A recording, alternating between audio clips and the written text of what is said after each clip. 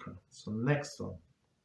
Supporting Mumar or non-observant Jew. So that's also a very famous question, right?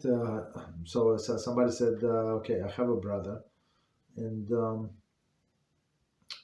he's not observant. Am I allowed to give him money? He's in trouble, this and that, right? He lost his job, right? Am I allowed to pay his rent, or let him go borrow in the bank, or I don't know, his credit card, and me not helping him, right?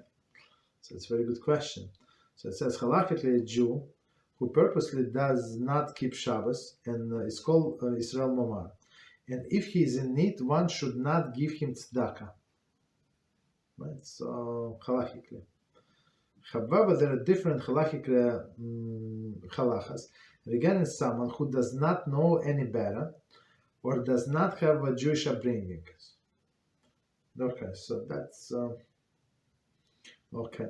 Today, most not observant Jews do not know any better, and one would be obligated to support them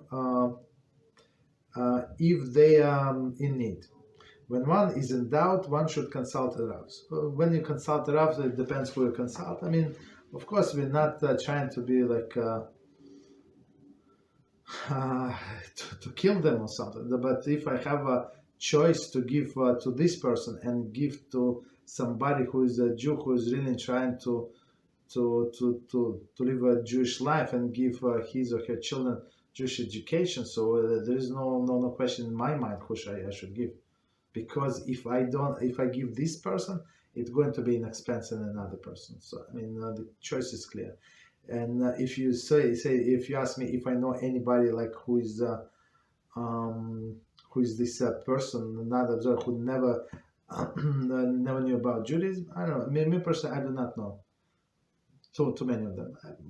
Most of the people, they chose to be ignorant, and I'm dealing with people from many countries, and.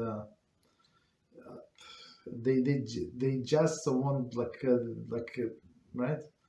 They just chose to be ignorant, even though there is a Judaism, and they know the Jews, and they know how precious to be a Jew, and how and they tell me that the stories about the grandparents, what they do during the Holocaust, and this and that, and how they kosher before the Pesach, and right, all this beautiful story, but we're different, Rabbi. We're different. Okay. You're different. So, but the first obligation comes for us to give tzedakah, of course, to our, as it says, amitecha, right? So, what is amitecha? So your fellow, your brother in Torah and Mitzvahs. That's so. If somebody is not observing Torah and Mitzvahs, so this person, unfortunately, he or she, they remove them from this category of my brethren. I mean, okay, what can I do? Of course, if you see that you give them some food and you give them a lecture and it's going to work, yeah, you can give it to them.